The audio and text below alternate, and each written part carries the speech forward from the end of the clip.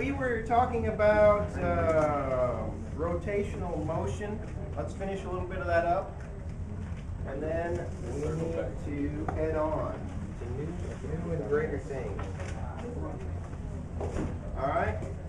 Remember we talked about a couple of things. We talked about, well, here, let's just go over this thing right here. Okay.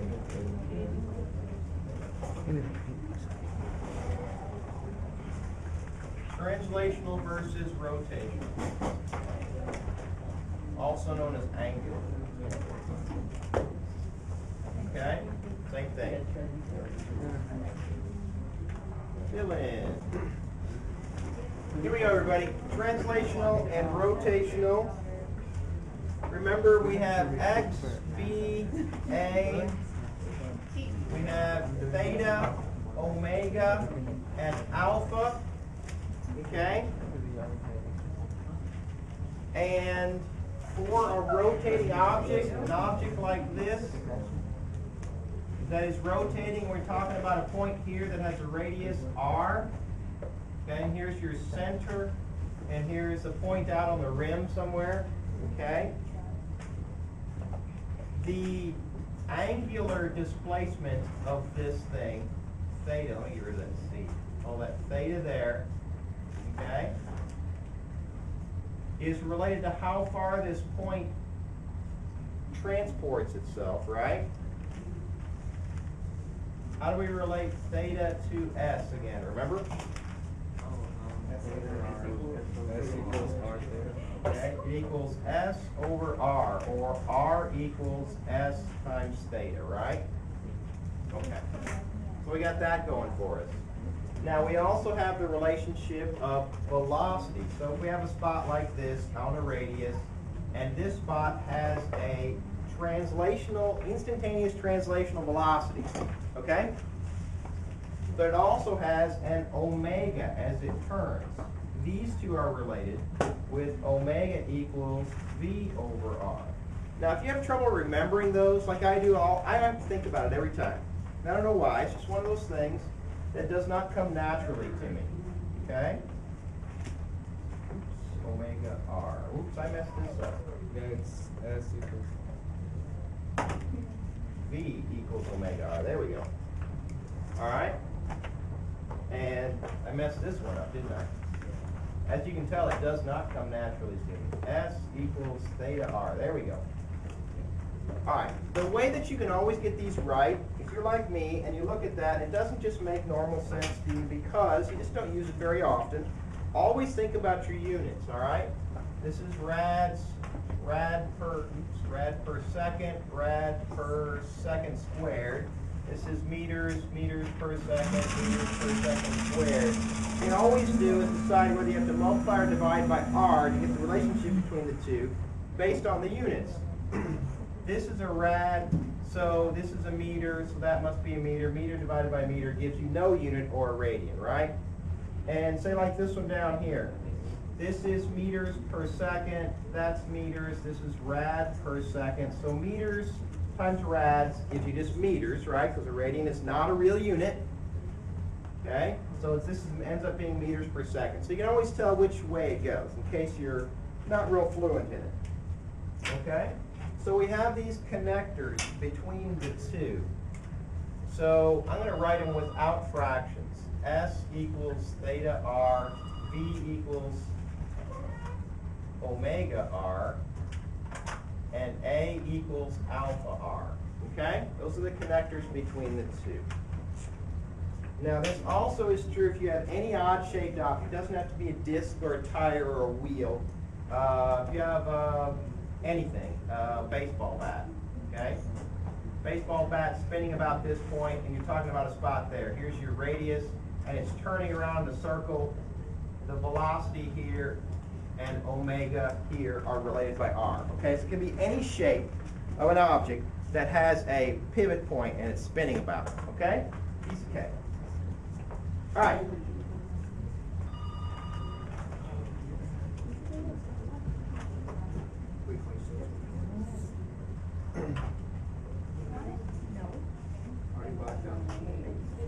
All right. And then we also also have these equations.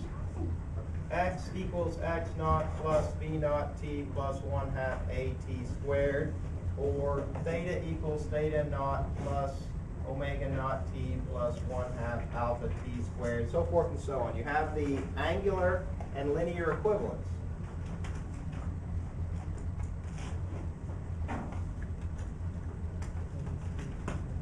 Now we did this all last time, but it's nice to kind of write them again just because kind of get a little practice at seeing them.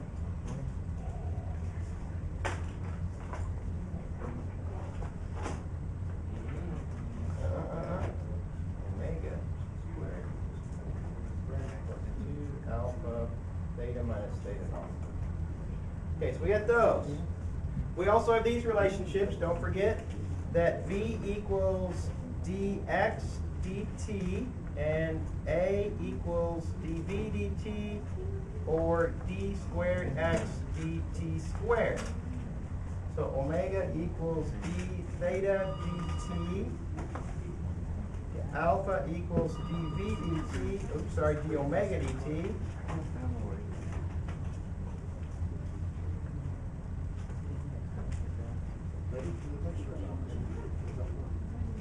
All right, so there you go. All those things. Questions, comments, suggestions?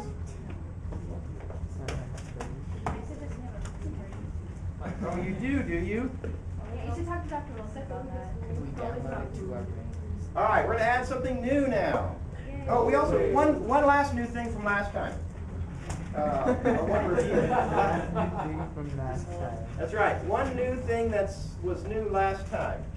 So it's semi-new. Was the whole thing about accelerations. Okay, we have two types of accelerations. We have an acceleration that changes speed. Okay, and we have an acceleration that changes direction. This one here is our parallel to the direction we're going acceleration. This is our perpendicular acceleration, also known as our tangential acceleration. And this one is our centripetal. Okay? All these are the same. Okay? Don't forget that means real acceleration in nature is the combination of those two. And since when you travel along a path, you'll have an acceleration that will be tangent to the path, and an acceleration that will be, hey, which way is my centripetal always have to point? Towards the center of the arc, right? So it's going to point this way always, towards the center, and over here it'll point downward, right? Okay? These are always perpendicular, so the total acceleration will always be the vector sum of those two, right? So it'll be tangential squared plus centripetal squared square root, okay? And don't forget centripetal is v squared over r. Hey, if centripetal is v squared over r, from last year, what's that in terms of omega? Omega squared r. And? Yeah, you got Oh, equals omega r. Yeah, so v squared is omega squared r squared. Okay, what's v? Velocity is omega r, right?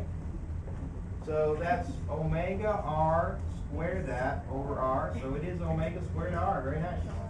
Okay? So omega squared r also gives you the same thing. And you can check the units as well. If you take omega squared, that's rad squared over second squared, and then you multiply by a radius, and you get a meter per second squared, which is the units we want, right, for acceleration. So there you go. That's our centripetal that goes in here. All right, got it? Get it, got it, and good. All right, that's all review of new stuff from last time. Okay. Now, new stuff from today instead of new stuff from last time. Pretty young. Oh, pre-owned, there you go. Okay, what if an object is rolling? It needs to know to add up. Okay, here's an object that's rolling. Okay? Here's the center of the object. It's rolling that way.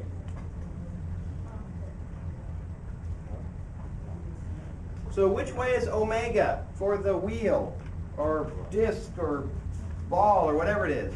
No, it's clockwise.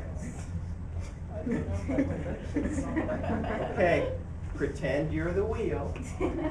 I'm moving that way, therefore I must roll this way, right? It's clockwise. See? So all of you with like digital watches or that don't know what clockwise and counterclockwise is, remember clockwise is this way, counterclockwise is this way. See, I'm talented. I can do that backwards. Well, doesn't that kind of mean that you don't know your direction? See, this way it doesn't matter.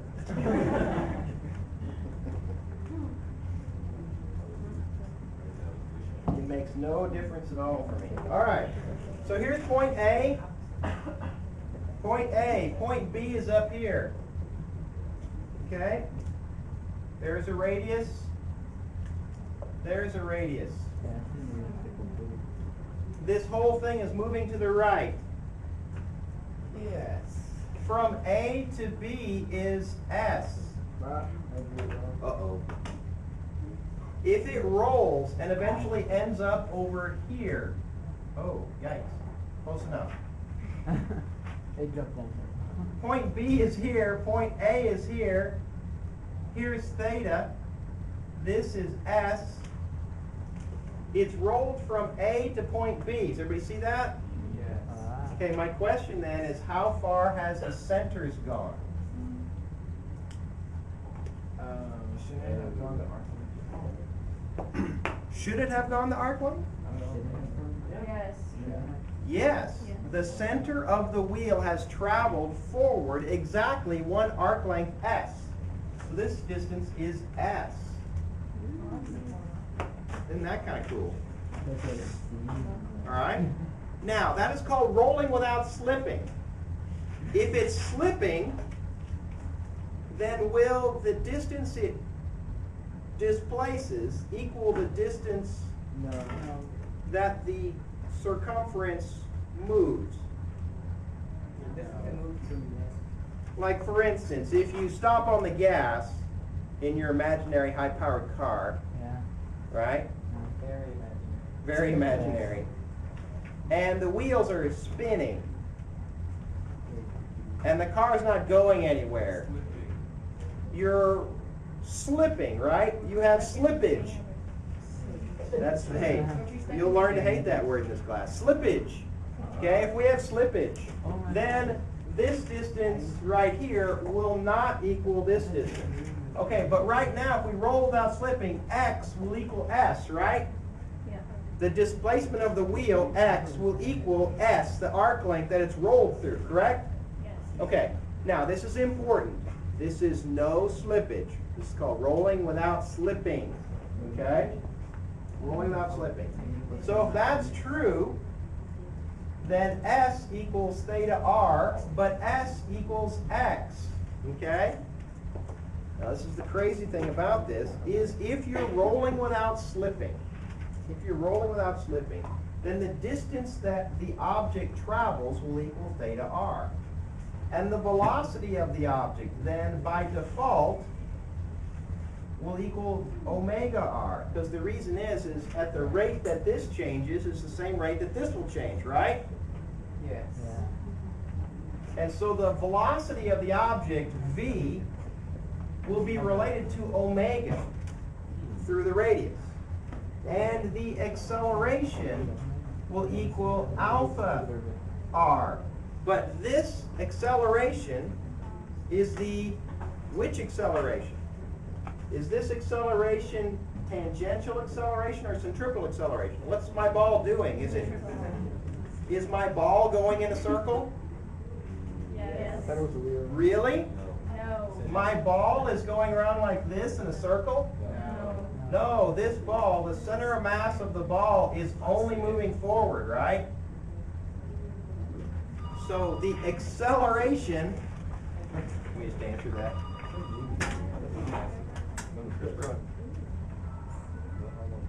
Thank you.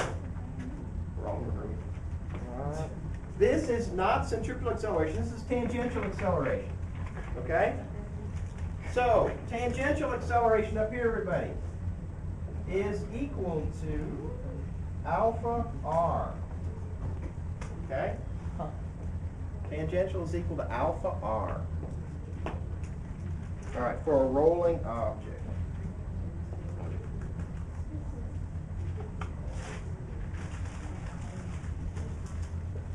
And that's for rolling object without slipping, right? That's what now? For rolling objects without slipping. That's correct, for a rolling object without slipping.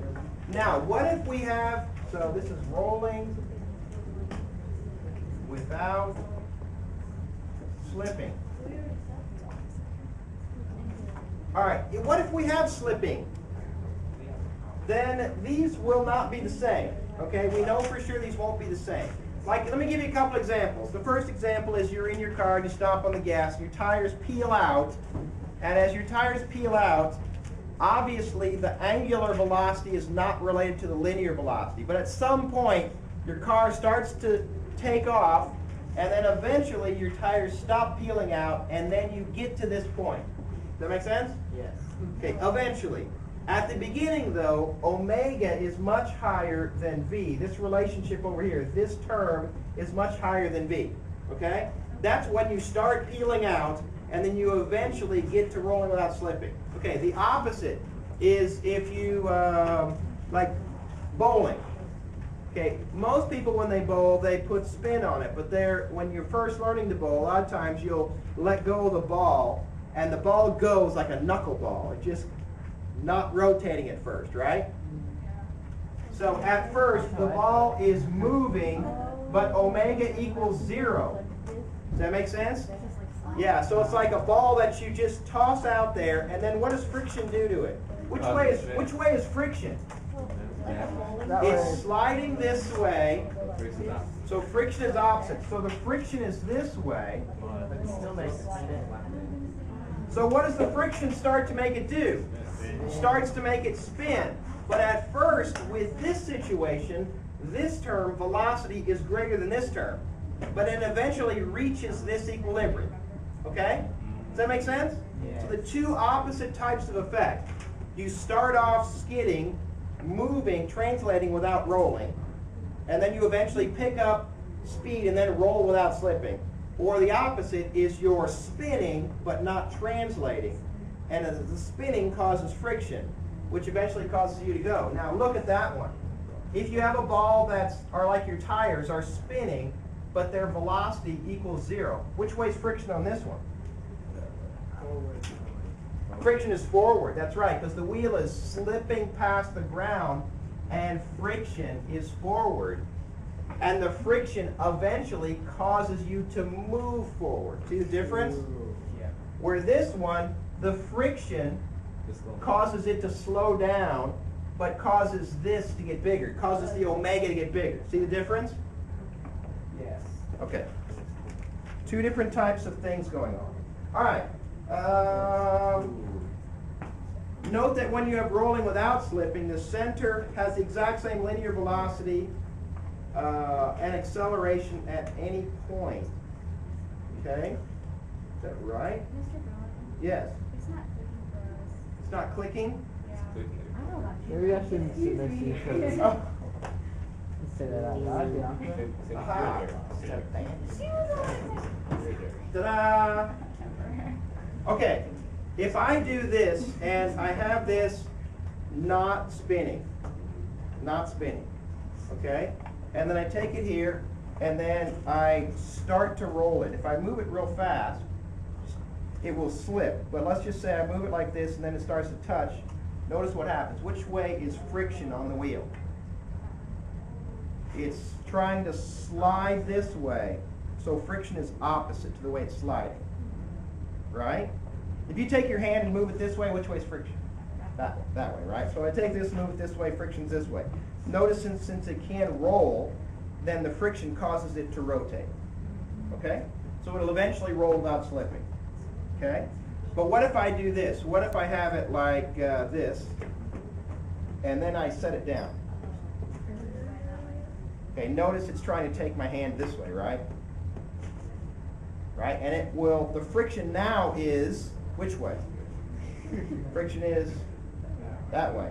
As it causes it to move forward, because it's trying to slide backwards against the tabletop. Does that make sense? Okay.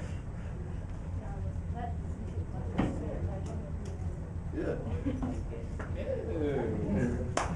All right. One other really important thing, very, very, very, very important. I want you to notice that when you have rolling without slipping, what's the relative velocity of point A relative to the ground? Relative to the ground. Relative to the ground. 0 right. Is it? Think of it this way. What if this is a person doing a cartwheel? Okay?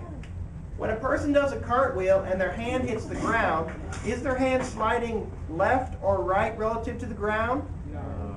It just comes down, touches the ground with no relative motion to the ground, right? Okay, think of the wheel now. When the wheel moves around, this point right here comes down, touches the ground, then lifts back up. What's that graph called in calculus, where you have a wheel and you look at this point as the wheel rotates and rolls? What's that called?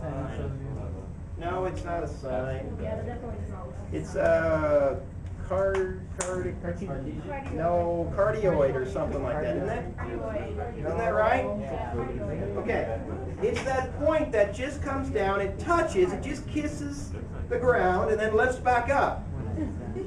There's no relative motion. Look. As this thing rolls across the tabletop, each point on here comes down, touches, and then lifts back off. Right? That's all it does. It just comes down, touches, and then lifts back off again. It's not sliding this way relative to the ground or this way relative to the ground, right? Now that's going to be important. That's going to be important. That will be important later in particular because look what happens. If this point comes down, touches, and then lifts back off, there's no sliding to the right or to the left.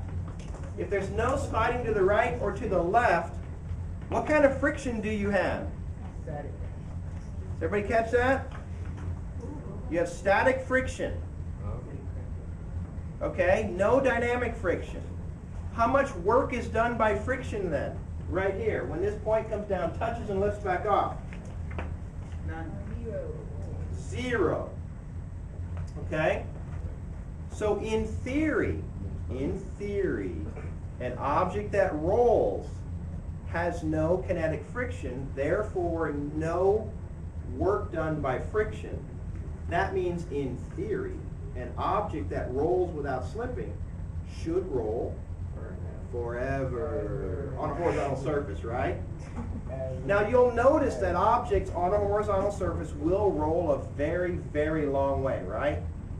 But in reality, we end up with a little slipping because this surface, if you blow up the surface here and magnify it, you'll see that our nice smooth surface isn't really smooth. It has an imperfection to it, right?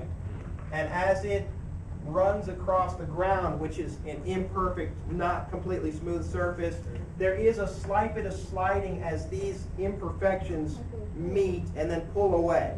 Does that make sense? So there is a little bit of loss. But in theory, an object that's smooth, going across a smooth surface, there should be no loss at all due to friction, and it should roll indefinitely. Okay, that's important. No work is done when you have a rolling object. Okay? All right. Let's think of the opposite of this motion. instead of the ball or disc rolling and moving across the ground, what if we have the opposite? The floor moving. Yes, what if the floor moves? What are those things called, though? Treadmill? Oh. An object here that's rotating, and then let's say you put like a board or something underneath it. Which way will the board move? The board will move to the right. Because of friction in between, this board will move to the right. And if this is omega and this is r, how fast will the board move to the right? R. Yeah. The velocity will equal omega over r? No. Omega R. It's up. Omega. Omega r, right? Remember your units, rads per second times a meter, that gives you meters per second, right? Where do you find that? Go to a frozen lake. Okay, yeah. Doggone it. These experiments can't be done here in Texas. Yeah, it doesn't go frozen. It doesn't snow. Oh, just take your car in the Galleria. They got a nice skating rink, right? We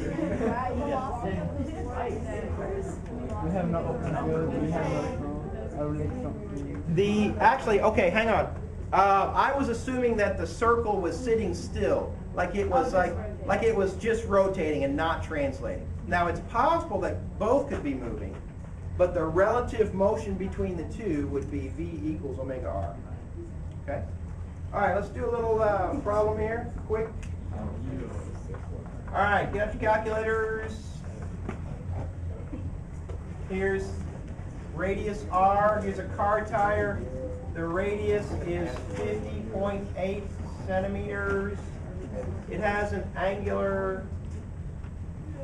acceleration of 3 meters per second squared for 10 seconds. All right? All right, here's what I want to know. If this tire has a radius of 50.8 centimeters, has an acceleration of 3 meters per second squared for 10 seconds, what is alpha? What is omega at 10 seconds? What is theta at 10 seconds? What are the number of revolutions at 10 seconds? And how far has this wheel traveled? Okay, so what's x for the center of mass? Or just say the center of the circle, center of the wheel, say.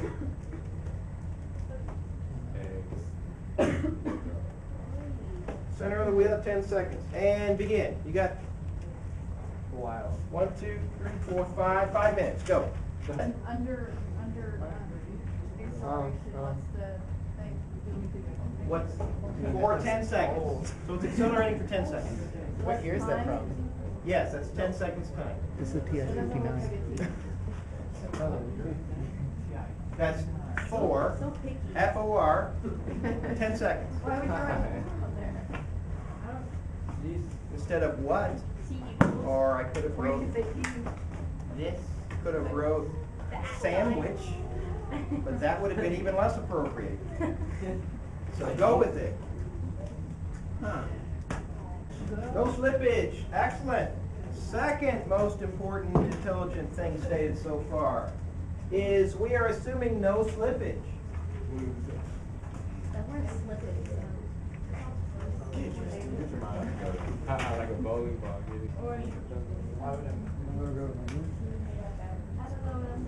Okay, now hang on. Let's do it. Let's do this easy one first. What's this one? How do we find it? A over R. A over R, Yeah. which is just 3 over 50.8. 3 meters per second squared divided by the radius. Divided by centimeters. Meters. Bummer. So 0.5, thank you. 0.508 meters, thank you. So what does that turn out to be? 5.9. 5.9-ish? Rads per second squared. Okay, we got that going for us. Okay, how do we find this then? That V over R. V over R, but I don't know what V is. You can solve it where acceleration times time. All right, yes, right here. Yeah. This equals omega naught plus alpha t. But what's omega naught? Zero, so it starts at rest. So it's just 5.9 rads per second squared times 10 seconds. So you get 59.1. Yeah, I got that right too. What? Rads per second. Yeah. All right, excellent. So what's theta? Theta is 2. Well, that's theta equals theta naught plus omega naught t plus 1/2 alpha t squared. Where that's 0, because I didn't tell you where it began, so you might as well assume where it began is 0, right? And it starts at rest. So you end up with 1/2 5.9 times 10 squared. I don't know what you're trying to answer. What's that? I don't know. It's not 590. What's half of 590?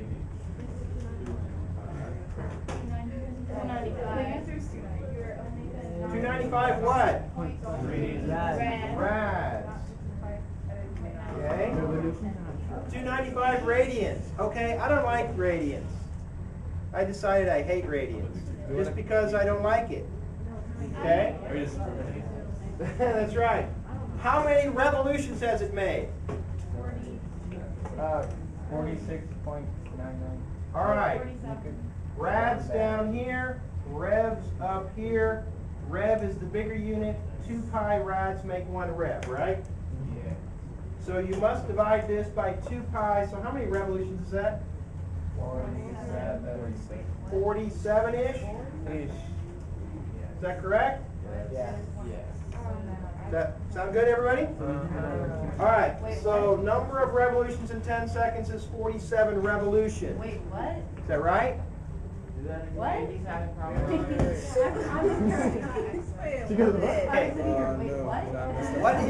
What is the connector between, or the unit transfer from rads to revolution? Revolution is the bigger unit, right?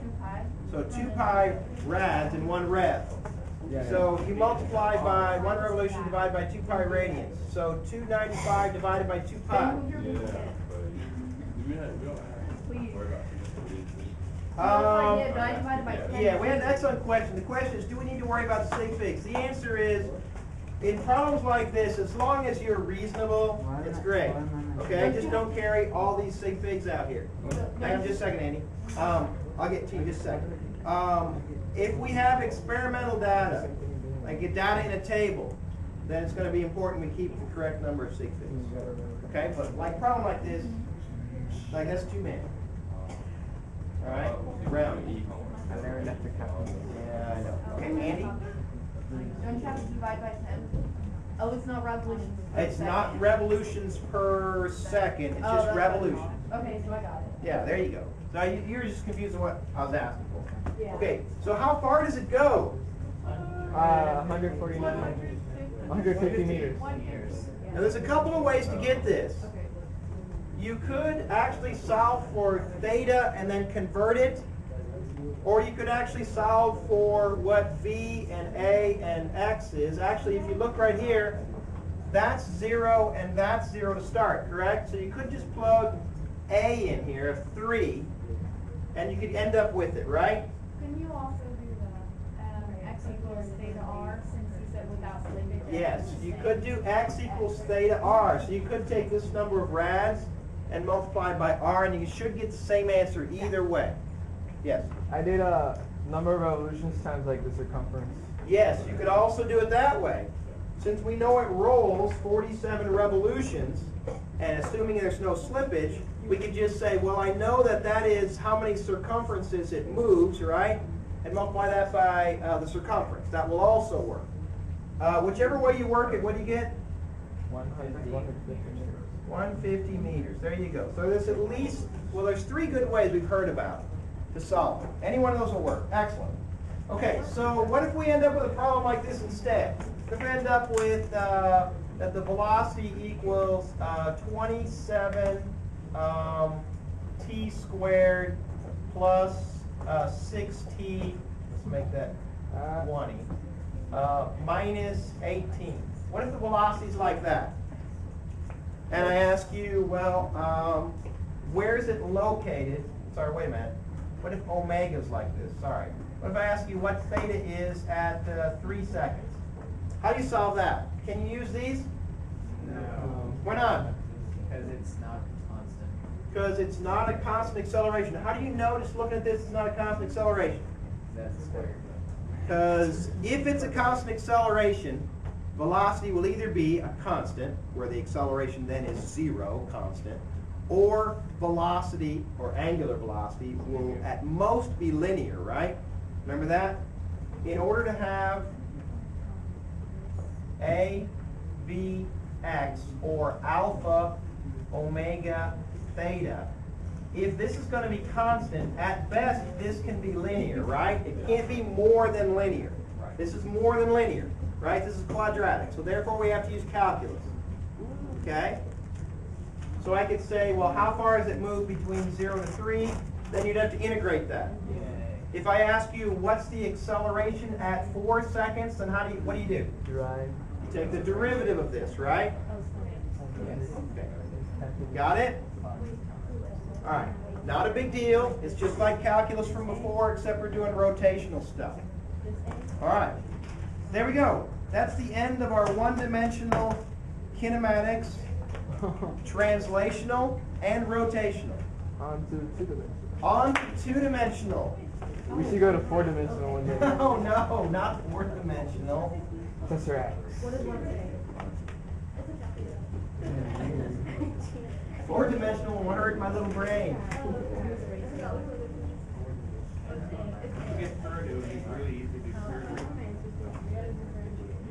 Calculus-wise, it's easy, but like thinking of it, four-dimensional. Well, see, if you really want to be smart, you'll solve these problems in alternate universes, right? Because then you'll say, but in my universe, it's not moving. And the answer is 0. Yes, sir. The answer is always 0. Technically, it does. Okay. All right, Megan, Miss Kay. Technically, it can work. Just some of that. So if you want to wait, till the end, you can. For that question. All right. So let's start talking vectors. There's always a possibility. Vectors, vectors, vectors.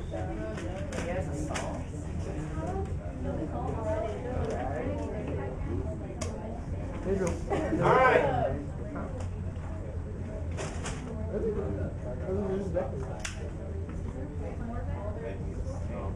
Okay, everybody. Let's talk first about the two ways to view a vector, or to designate a vector. This is polar coordinates. In polar coordinates, we give a radius and an angle. Okay? Radius and an angle. That's polar coordinates.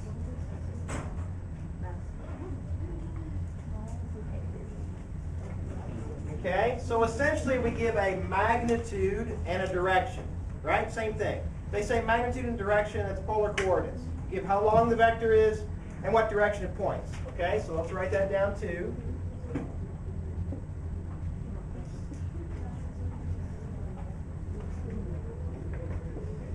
Okay, this is kind of what we're used to thinking about when we think of vectors. Yes? Is that a degree sign? So you're saying that we want it in degrees?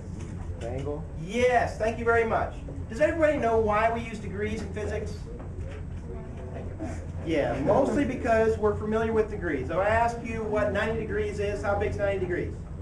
All right, how big's 180? All right, how big is 200? That and a little bit more, right? Okay, all right, that's why. If I ask you what's 16 pi? Just that. Or 0.53 pi? Like that. Some of you are kind of good at it because you have experience with it, and for math class, you're not too bad. Okay? We could use radians. We simply don't because degrees in general are simpler. For the same reason we use seconds instead of metric seconds. There is such a thing, you know. Well, you take a day and divide it into 10, right? And that's how many hours there are. And if you take the hour and divide that by 10, that's how many seconds, if I remember correctly. But it's a day, It's right? really kind of weird. It's a 10-hour day, and you have, like, wait a minute, 10 minutes in every hour, and then 10 seconds in every minute, or something like that. So it's like 1,000, is that right? 1,000 seconds in a day. Don't ask, okay? You can make yourself a metric clock. Do any countries actually Impress your friends. No, nobody uses it because they came up with it thinking it would be really cool, but everybody hated it because for the same reason that in the United States we still use miles per hour, because the normal population has trouble with kilometers per hour, and that's why we stay with miles per hour.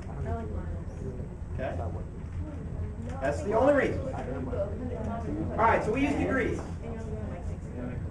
Now, we're also going to talk about this in component notation.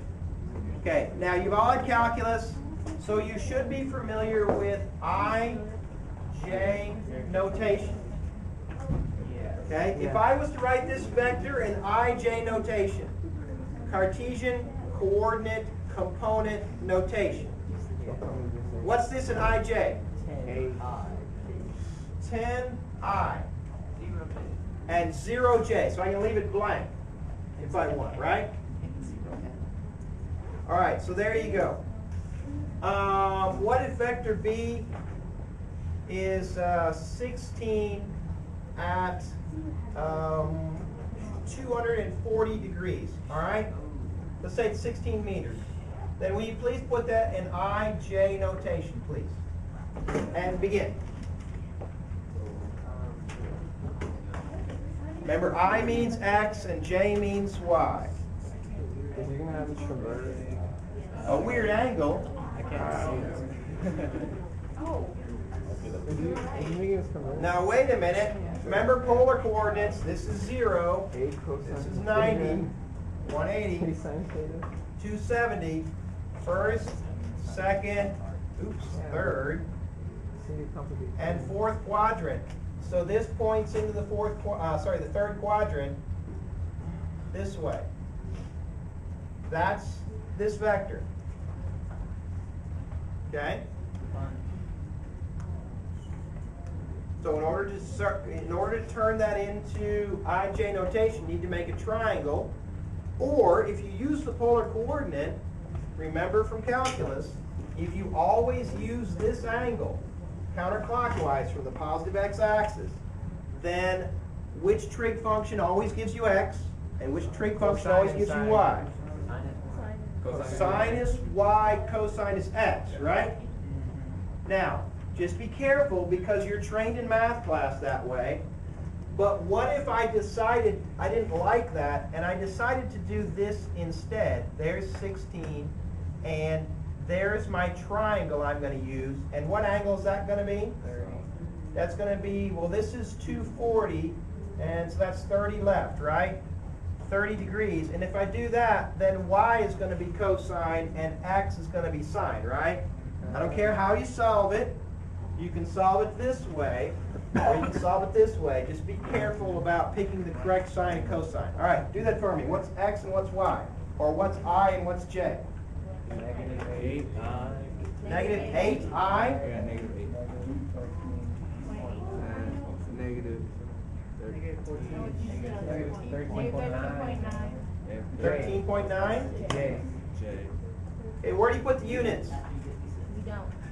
You do. Right after before After the 8, After the, the 13. we're at the 9. Technically, I think you're supposed to do this. Me? I'm listening. Technically, I think you're supposed to write it twice. Yeah. All right. I think if your engineer professor is going to be rude to you, I think you have to write it twice. 8 meters I and 13.8 meters J. All right. So IJ notation is nice if you're adding vectors. Okay? Because if I told you that I wanted you to add vector A plus vector B, A plus B equals vector C in our case, then visually it'll look like this. Vector A is this way, and vector B is this way at 16, right? 10 and 16, right? So something kind of that direction. I show it as 90 degrees, but it probably won't be. Okay? It's going to be somewhere close to straight down. All right? Well, we don't know for sure what this angle is right here. If it's a right angle, it's a piece of cake. Maybe, maybe not. So let's do this instead. Why don't we add it up in IJ notation? How much I and how much J do we have total? For vector A, it's 10 and 0. For vector B, it's minus 8 and negative 13.9. That adds up to be 2. This adds up to be negative 13.9. So what is our final I and J for our total vector? Well, it's 2 this way and 13.9 this way. 2 and negative, actually I don't need to put the negative because my arrow tells me it's down. So that's my resultant. Now can I find that then? Yeah. You bet. And can you tell me which quadrant it's in? It's in the 4th quadrant. Okay, so the angle of that should be a little over 270, right? Yes. Oh, 4th quadrant. And there you go. All right, so adding vectors in 2 dimensions. Don't forget our IJ notation. There will be a question on your test that asks you to put an answer in IJ notation. No big deal. You just list it as the components. Like, what's the velocity of the object in IJ notation? So you just find the x component and the y component, and you write them down as I and j, right? No big deal. Okay. Can you dig it? Okay. Anybody else need to know about polar coordinates or any of that stuff? Remember, we have a couple other coordinate systems that sometimes rear their ugly head. There's our standard polar, 0, 90, 180, and 270. That's standard polar. And then there's the ugly one that looks like this. I don't know, it's not ugly. It's just some people don't like angles greater than 180. So they go 90, 180, and negative 90, and negative 180. So they measure this way or this way, positive or negative. Oh yeah, I remember. Okay, remember that? Yeah. Okay, and then there's the really ugly one. Here's the really ugly one, where you go, let's see, this right here would be, let's see, 40 degrees south of east. Ah! Is that west? Ah! Sorry, that would be West. east. Okay. West. Okay, well. That's really nasty. If that's the case. Good thing I have all of you to keep track of it. But wait a minute, 40 degrees south of west is the same thing as what? 50 degrees west of south. Wow. All right, same place. Let's just stick to normal. Thank you. Yes. I mean, the thing is you will see this sometimes, you'll see this sometimes, and you'll see this But sometimes. when is So, that actually helpful, south of west? Well, we have a question kind of like that. some books like that. I personally think that's kind of a waste of time. Yes. It comes from land navigation. Oh, it comes from land navigation. Actually, for like pilots, 0 degrees is north, and do they go? I think they go clockwise, don't they? They go. Yeah, all that homework assignment. Yeah. I went from 0 I think that's right. I think they go clockwise. So if you're a pilot, don't use this. You'll end up in the wrong place. All right. Wait, so that wasn't a mistake? I'll remember that one. No. 560? No. But then it's- I know that for sure it's wrong. Done in That's really how they pilot do it? navigation. We will call that wrong. So easy. I can do pilots. Jumping the gun. Okay, we're gonna take a little practice at this real quick. No time. 30 minutes. Atlas. We're in the 4th dimension. We're in total time. We're in our alternate universe.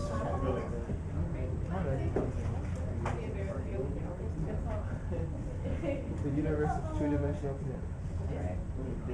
All right, since we are lacking in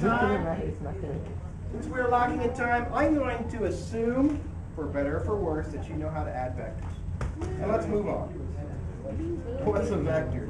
It's a brain It's a word that Are you starts gonna have us with do B, that ends in an actor. with three-dimensional vectors? Good question. The question was, will we have to do any of this with three-dimensional vectors? The answer is, we will have to do some things in 3 dimensions,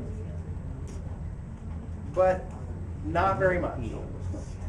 Okay? 3 dimension actually adds a lot of complication. A lot. Because in 2 dimensions, everything is either X or Y, and the rotation is about the Z axis. If you add the third, okay?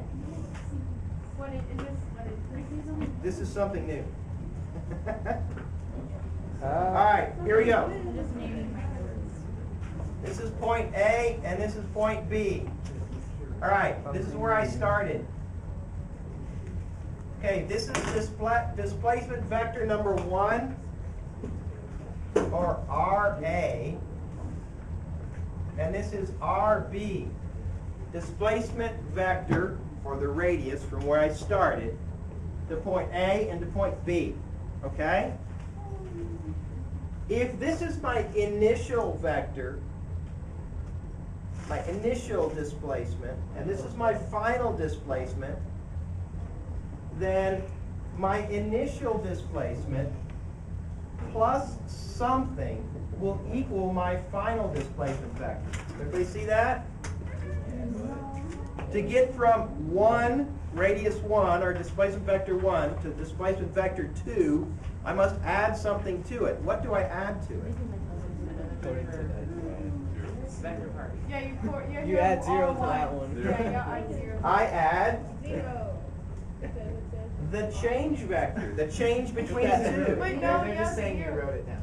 Ah. Here, A, B. Is that better? Yes. Instead of 1, 1. The world makes sense. 0. Excellent. We're in our non-time moving frame of reference there. Okay. Which direction will my change vector point? Down. It will go from here to here, right? Because this one plus this one equals this one, right? Yeah. Now let's think of this in terms of vectors. Delta R equals this vector minus this vector. Correct? Or final minus initial, because that's what delta means, right? Final minus initial. Final vector minus the initial vector gives you how much the vectors have changed from one to the other, right? Okay, now let's look at that visually. What's a minus vector mean, really? It's just the opposite direction, okay? So if vector B is this way and vector A is that way, the opposite of vector A is this way, right? Yes. Now look, if I take vector A, which is this one, and if I add the opposite of vector A to it, which is this, did I do that right? Yes. Then look, vector B minus vector A gives me this. And look, that's the exact same as that, right? Yes. Sweet. Very nice.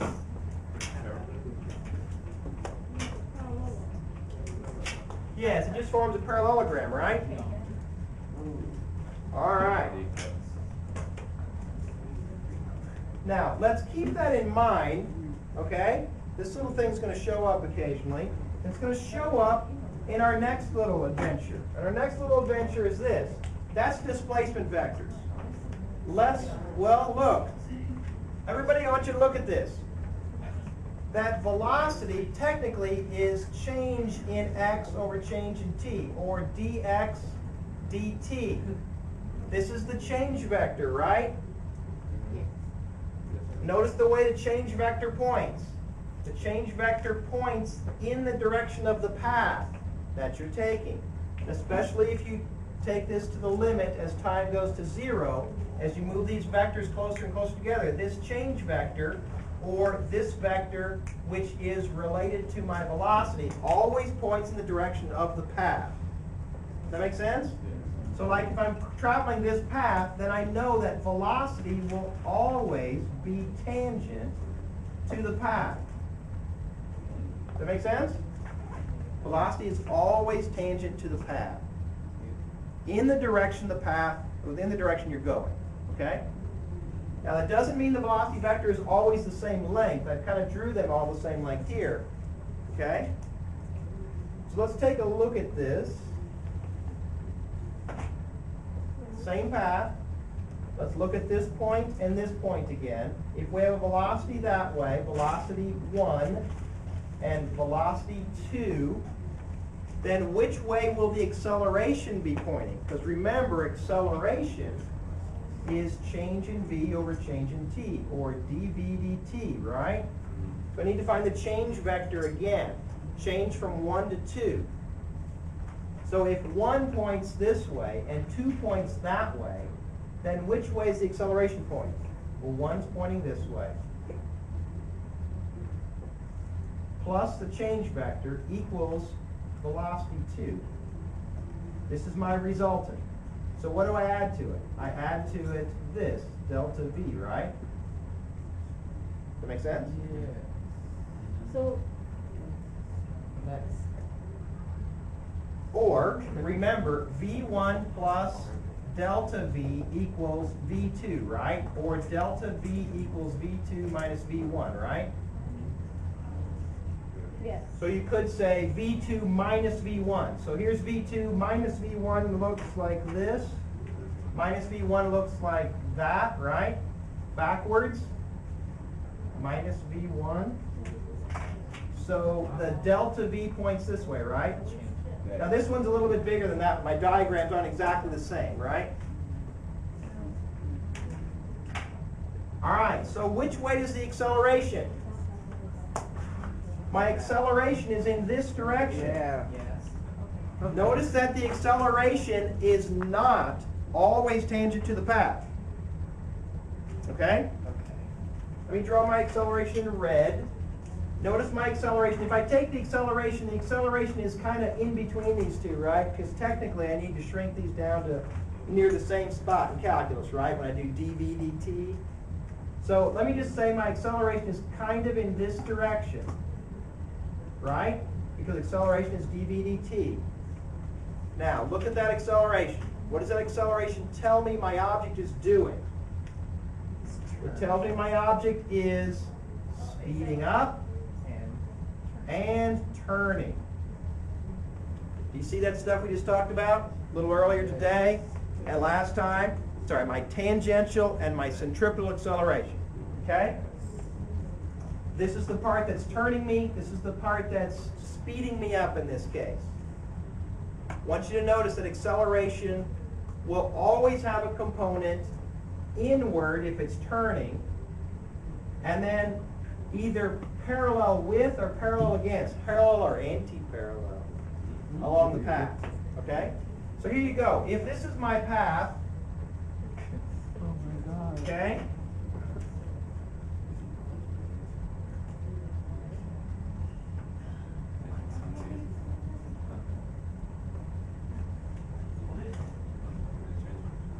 Car acceleration like that.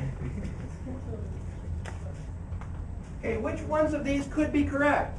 And which ones are obviously wrong? What's there pointing back? Okay, does everybody agree that A4 is just wrong? Yes. Okay? What part of it is wrong? It's not direction. It's not inward, right? So this one can't be right. The centripetal's in the wrong direction. Could this be correct? Yes. Okay, is this one, what does that mean? What's the object doing? It's just speeding up. It's speeding up. Is it, ooh, is It's that not correct? turning- No, it's supposed to turn That down. can't be right because it's turning, right? There's no turning part, right? So that can't be right. Could this one be right? Well, let's, is that kind of a flat part in the path Yes. without any concave up or down? Okay, so that might be correct. So what's the object doing? Slowing down. Slowing down because the acceleration is in the opposite direction. Okay, what's this object doing? Turning. It's turning. Is the turning part correct? Sure. Turning this direction, that's correct. And what else is it doing? Speeding up and turning. Okay, what about this one? Slowing down and. Slowing down and turning. And the turning is in the right direction and the slowing down is in the opposite direction of the path. Does that make sense? Yes. Isn't that kind of cool? And the reason why we split them up into two parts, centripetal and tangential, is because it's easier for us to mathematically decipher them. Okay? There you go. So keep that in mind. There we go. We just jumped 3 pages. Sweet. All right, now for relative motion. How's your brain? Is your brain hurt yet? Yes. Excellent. Bring it. Bring it on. I'm just been kidding. brung. No. No, please, you can have it. Wait. Never mind. Okay.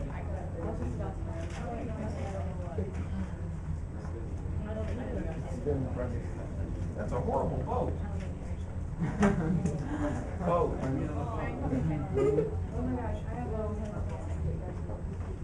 Is that a boat? Or is that a house? I'll take that from the angle. It's like a. Is that a pickle? It's not a pickle. It's a shark fin. There are sea pickles. Pickle? Cucumber. It's a Sea sea pickle. It's a sea cucumber. Wait a minute, here you go. I like that. No, No, bass. Technically, the sea cucumber is in salt water, so you can like put some vinegar. So it's a salt pickle. Now it's sea SpongeBob. It is not. SpongeBob. All right, we have SpongeBob. Well, that's a kind of pickle. SpongeBob can swim at a rate of 5 meters per second, so he's no longer a boat. Okay, SpongeBob is swimming across Oh my god. The river. Gulf Stream. Is No, it? the Rio Grande. Rio Grande. It's not Mexico. Wait a minute. I think you have a Mexican son. All right, swimming across the Rio Grande. I'm gonna get sued someday. All right. It's on camera. No. For those of you watching on camera. All right. The Rio Grande is 50 meters across. It goes at 3 meters per second, and SpongeBob can swim at 5 meters per second. How long does it take SpongeBob to get across the river? 10 seconds. No. It's a trick question. We'll suck up the river. Nice. Now that is the best statement all day. There you go. All right. Have my turkey. We're just interested in the. Okay, here's the deal. How fast is SpongeBob really moving? SpongeBob ends up down here, right? Along this path. Right. Because he's going 5 and 3 and don't say 4. It's not a 3, 4, 5 triangle, you knobs. It's 5.8. 5.8 meters per second. And we can give an angle as well, right? If we wanted to. We could. We could. But we won't. Okay, now here's our deal. We have 3 velocities, 5, 3, and 8. 5, 3, and 5.8 meters per second. Which one tells us how long it takes SpongeBob to get across? 5. Okay, remember, you have to line your vectors up. Okay? It doesn't do me any good to throw a ball that way at 10 meters per second and then to say, well, how long does it take for it to get there? Right? Because it's not going that direction, right? We have to line them up. So this is a y vector. That must line up with our y dimension. This is an x vector. It must line up with the x dimension. This is a angle vector. And it would only be of any use to tell us how far this is along this angle. Does that make sense? Yes. Okay. All right, so how long does it take him to get across? 10 seconds. 10 seconds. 10 seconds. How far downstream does he end up? 30. 30, because you'll notice that this is a similar triangle, right? This is 50, so that's 30. That means this path is 58 meters, right? Okay? So ends up down here, downstream, 30 meters. There you go. Piece of cake. All right, will you please tell me, at what angle does SpongeBob have to swim in order to go straight across? Sounds too familiar. Opposite the angle. Bundle. I did this. You've done this. Yeah. So 30.9 degrees. So Katoa. Yeah. 30.9 degrees. 30.9 degrees, like if we're that way? Yeah. 121. From vertical up, To the left. that way? West of north. 120. West of north, thank you. So in this case, that helps, doesn't it? Yeah. Okay, here's the deal. SpongeBob can swim at 5, right? Yes. So you tilt the 5 this way, so that he ends up going this way, but the river takes him down 3. So here's our triangle. So that's 4. So this would be a 4 this time, right? Yes. So that would be a 37-degree angle, right? 37-degree angle, because that does create a 3, 4, 5 triangle, correct? Everybody? Yes? What? Now here, everybody, this is confusing for some of you. Shh. SpongeBob swims at 5. The river flows at 3, but you want to go this way. So that means SpongeBob swims this way at 5. Notice that that makes the resultant of the triangle, 5 for SpongeBob, 3 for the river. The resultant is from here to here, straight up. That's what we want. Notice the resultant is not the hypotenuse in this case. It's a leg of the triangle, right? So that's what's confusing for a lot of you, is you want to go this way. That's what you want your result to be. Okay? That help out, Megan? So the angle's 37 and I'm 30.9. Yeah, that's a good question. So Yeah, it's 31. 31. It's 31.1. it's 31? Yeah, the angle, like, No, if you Uh-huh. go, the Well, I got whole west of 30.5. north thing is 31, but I don't know what that is. Yeah. Let's figure it out. No, it's because y'all are. You drew the triangle wrong too. I drew the triangle wrong? 3, 4, 5. 5.8. Yeah. 3, 5, 3, 4. Where are you getting those numbers? Where'd you get the 4? I bet 37. Uh-huh.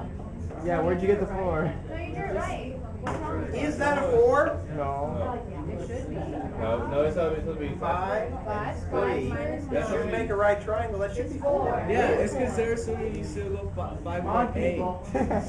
But like, They're assuming you go 5.8. Oh, wait a Should it minute. be less because the Now, wait a minute. around or whatever you're going Is this 5.8 appropriate to use in this new problem?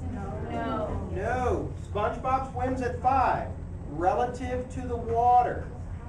So what it looks like is SpongeBob points himself this way and swims in this direction. But which path does he take? He goes like this. It's really weird. SpongeBob faces this way, swim, swim, swim, swim, swim, but he's going straight. Hi, welcome to SpongeBob World. Okay, Andy, Yay. Salvador, Oh, and Megan, yeah. when you get a chance. No time. We keep looking at the blank. It's okay. Why am I going again? Wait, when is it? It was yesterday. 10:22. Oh, When is it? hang on just a minute. Okay. All right. So it is a 3, 4, 5, correct? Yes. All right. So it is actually 37 degrees then, right? Yes. All right. Good. Okay. Let's talk about relative motion for a minute. Let's say you're a pilot in a plane and you don't like the people below you, so you drop a bomb. What does that do with bombs? Well, if you don't like the people below you and you're in a plane, then you're not gonna hit them. Now, That's deep. That was deep. if you're on the ground watching this, what do you see the bomb do? Go. It's gonna go. No. No, it's not gonna come. Right? No. So when the bomb is right here, what do you see as far as the bomb's velocity?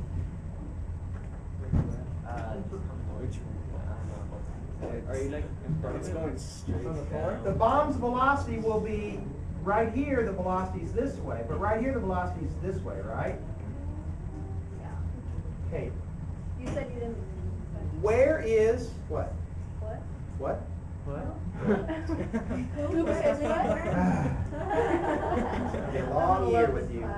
All right. Here's the velocity here, right? That's what this person sees. But what does the pilot see? Where's the pilot at when the bomb is here? Right above it. The pilot is right above it, right? The plane's moved. So what does the pilot see for the velocity? The pilot sees straight down. Correct? Because he's moving. Because the pilot is moving with the bomb, right? Yeah. What if he stops it? Then he's Then it falls down. But he sees the people.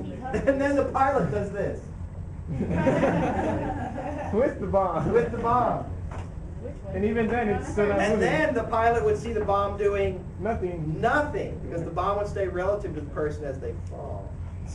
Oh. It's okay, I'm not moving. Whatever. All right, so here's the deal, everybody. The velocity that the pilot sees is this.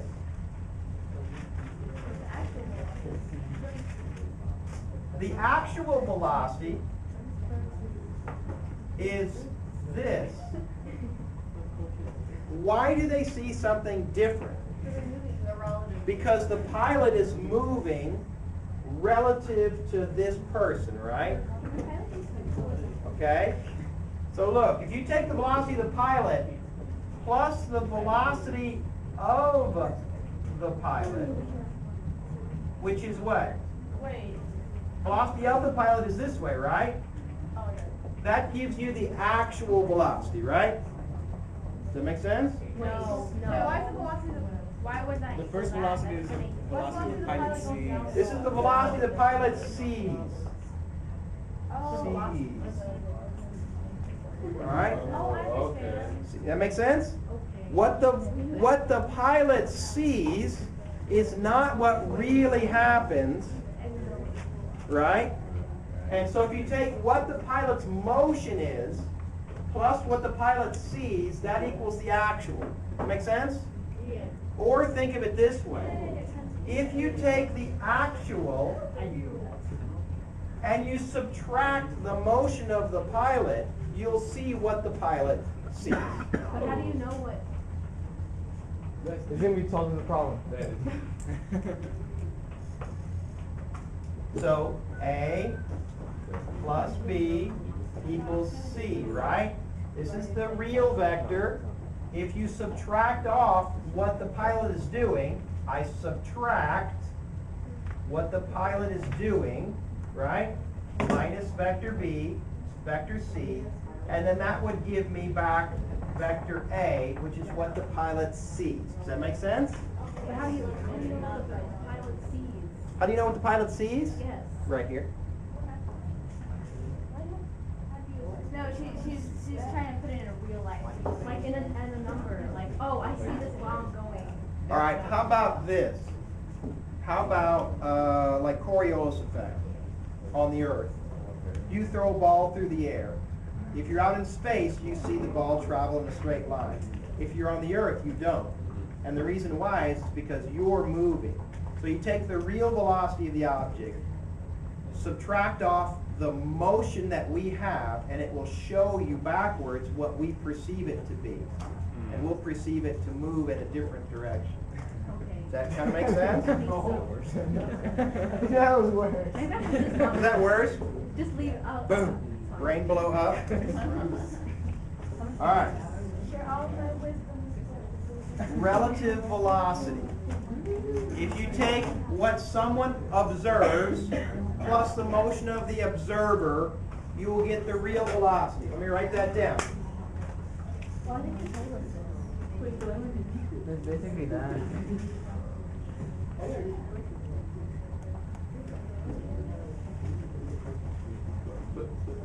Okay, the actual velocity is the velocity that is observed plus the velocity of the observer equals the actual true velocity if you're outside the system just watching. Does that make sense? If you're in a non-moving reference frame. This is what you see in a moving reference frame. So like for instance, you can do it the opposite way. The actual velocity minus the velocity of the reference frame or the observer equals what the velocity is observed to be. Okay? Does that make sense? All right. Now, how much time we got? None? 5 minutes. 5 minutes. Okay, well, let's look at our e-homework. Let's see if we have covered enough. We may not have. Oh, okay. Because you're looking at it going, oh my. Yeah. What? You? Hang on a second. Hey, we have two-dimensional motion in this, don't we? Okay, here we go. I'm going to take this e-homework and I will move it back to Thursday. Okay? Our e-homework assignment number 3 is going to be moved back to Thursday. On Thursday, we will cover all things two-dimensional in one day. All right? I'm probably accepting it. Now, everyone, listen up. Listen up. Okay, we have enough information to solve some of the e-homework, but the e-homework involves things like launching horizontal off a cliff, launching at an angle and landing, or launching at an angle and landing at some other height. Okay? Quiet, please. Quiet. Quiet, quiet, quiet. So that is what we will cover next time. Be ready next time. We're going to launch straight into it. No review of previous material because we've wrapped that up. Okay? Also, come with your questions on the e-homework. Before you go, I have 2 things to give you.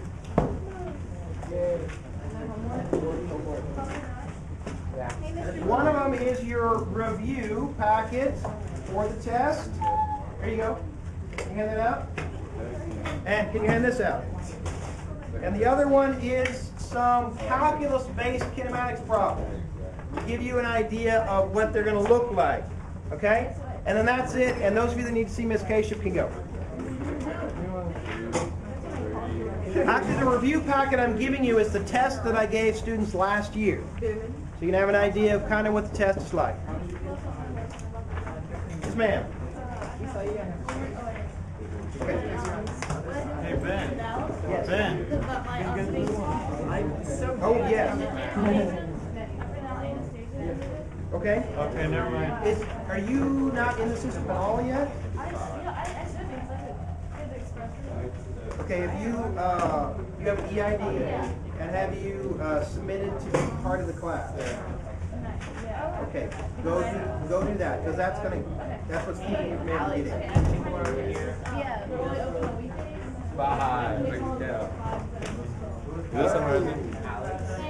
Alex, let me give you the login for Computer Spirit. Oh, no, it's downloaded. Or student.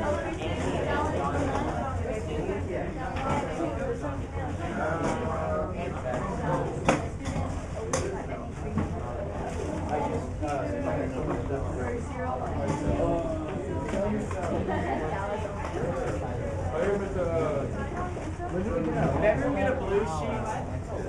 Okay.